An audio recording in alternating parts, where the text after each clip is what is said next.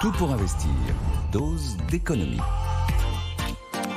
C'est l'heure de votre dose d'économie avec Nicolas. Bonjour, cher Nicolas. Bonjour. On va parler de votre âge. Non, pas du tout. Si vous voulez, On va parler de l'âge de la retraite qui J'y marque. suis pas. Non, bah Dieu merci, Non. on a besoin de vous. La France a besoin de vous, Nicolas. Oui, c'est ça, la France a besoin de moi, oui. L'âge de la retraite, très sérieusement, qui marque la campagne des législatives. C'est improbable de dire ça, bah oui, parce qu'il y a des législatives qui arrivent. C'était pas prévu. Hier, sur France 2, Jean-Luc Mélenchon a défendu la retraite à 62 ans, avec l'objectif de revenir à 60 ans. Alors, on a besoin de vous pour essayer de comprendre si ça serait tenable. Évidemment que non, c'est pas tenable. Après, il y a des gens qui ont envie d'y croire, tant pis qu'ils y croient. S'ils pensent que... Déjà, on a eu le rapport du corps hier. Déjà, la dernière réforme, c'est déjà pas suffisant. On passe à 64 et on va être dans le rouge en 2024. Et 2027, le déficit s'annonce plus élevé que prévu. On sait qu'il faudra remettre le couvert sur la réforme des retraites. C'est pas un hasard si tous les pays qui nous entourent et qui objectivement nous ressemblent, ils ont globalement des âges de la retraite compris entre 65 et 67 ans. Alors la retraite, c'est la toute première dépense de la nation française.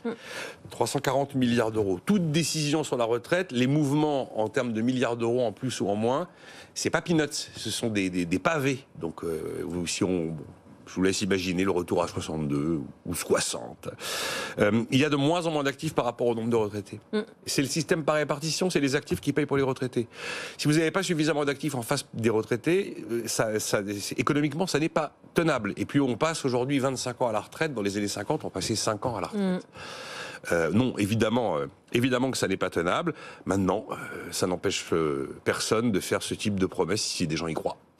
En tout cas, on voit que la question des retraites, elle est l'un des principaux sujets épinglés économie de cette campagne sur lesquels chacun des candidats et des candidates a des bonnes idées. Chacun a ses promesses. Oui, alors Emmanuel Macron, lui, il a confirmé hier qu'il y aurait bien une indexation des pensions en 2025. Hors de question de s'aliéner la seule partie de la population qui vote encore pour lui, bien sûr. Donc ça veut dire que les pensions augmenteront au même rythme que les prix, comme ça a été le cas cette année.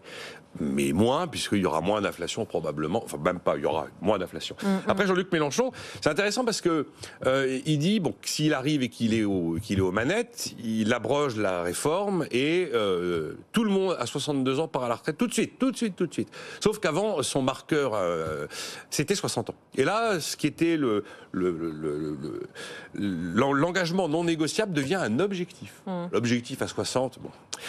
Et c'est surtout Jordan Bardella qui est vraiment très ennuyé aux entournures. Il était mardi matin face à Yves Calvi sur RTL qui lui dit « Alors, monsieur Bardella, les retraites ?» Réponse « On verra ».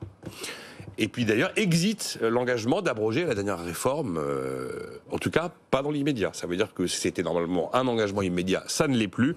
C'est là où Jordan Bardella a fait un distinguo entre ce qu'il appelle l'urgence et l'importance. Pourtant, ça navigue un peu à vue au RN, parce que Jean-Philippe Tanguy, le monsieur écho du RN, était cette fois-ci hier sur Sud Radio, et il a dit exactement l'inverse.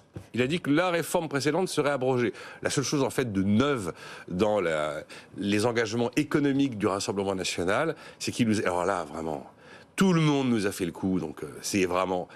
on fera un audit des finances. Et puis moi, je peux vous donner le résultat. C'est bien plus dégradé que prévu. Je vous assure, mesdames et messieurs, donc non, on trouve une situation dans un état tellement catastrophique que vous comprenez, on ne pourra pas faire vraiment ce qu'on avait prévu. Ils nous ont tous fait le coup. S'ils veulent connaître l'état des finances publiques, ils écoutent BFM Business, ils reprennent le dernier rapport de la Cour des comptes, c'est pas la peine de faire un audit. C'est vraiment... Ça sera moins cher. Non, mais c'est un peu tarte à la crème, le coup où on fera un audit. Bon, voilà. Alors, il y a certains dossiers qui sont à la fois urgents et importants dans ces genres de matrices de consulting. Tous les observateurs, dont nous, se disent que ces grandes promesses vont finir soit à la trappe ou bien édulcorées. Bah oui, c'est ce qu'on appelle la mélonisation. C'est-à-dire ce grand écart qu'il y avait entre les postures de Giorgia Meloni en Italie lorsqu'elle était en campagne, et puis la manière dont elle pilote de manière réelle, opérationnelle, l'Italie aujourd'hui. Je vous rappelle que ses premiers pas, elle avait quand même toutes les équipes de Mario Draghi derrière, et que les grands bras d'honneur qui avaient été promis à Bruxelles, aux contraintes européennes, tout ça, c'est fini. Ça rappelle sur un autre terrain, Alexis Tsipras arrive aux affaires en Grèce. Bon, regardez ce que Alexis Tsipras a dû avaler comme couleuvre et comme chapeau pour réussir à avoir le soutien de la Troïka.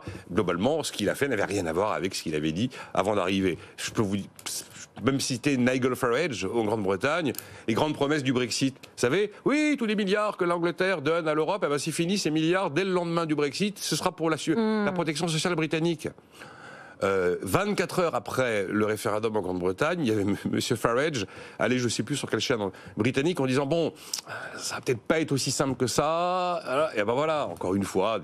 Donc oui, c'est moins confortable, c'est évidemment, de promettre monts et merveilles quand on se dit qu'on va peut-être se retrouver à devoir transformer les mots en actes. C'est bien ça aujourd'hui la situation. Ça confirme que on fait campagne en vers et on gouverne en prose. Voilà, puisqu'on parle de la Grèce, j'aime bien rappeler les actualités sur la Grèce qu'on a longtemps pointé du doigt, mais les choses fonctionnent. Le Premier ministre grec a annoncé que la Grèce allait rembourser par anticipation 8 milliards d'euros de prêts. Vous le savez, c'est l'équivalent de 3 années de versement. C'est la 3e fois que la Grèce accélère le remboursement du programme. Vous savez ce qu'ils ont fait pour en arriver là ? Rappelez-nous. Ils ont baissé le salaire minimum, ils ont baissé les pensions de retraite, ils ont réduit drastiquement le nombre de fonctionnaires, ils ont augmenté la TVA. Moi, si vous voulez une potion de redressement des finances publiques, vous allez voir ce qu'ont fait les Grecs. Je ne suis pas sûr que ce soit socialement hyper acceptable en France. Non, mais en tout cas, signal de confiance des marchés, en tout cas.